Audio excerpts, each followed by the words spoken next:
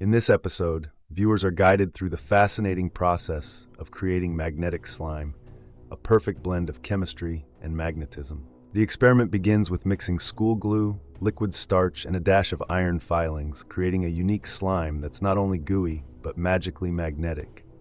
As the mixture comes together, magnets can be used to tug and pull the slime in different directions, making it seem like it's alive.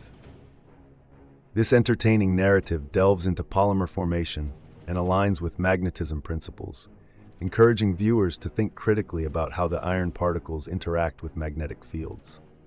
Beyond just play, this experiment offers an educational look at how chemistry creates new materials and how magnetism can manipulate them.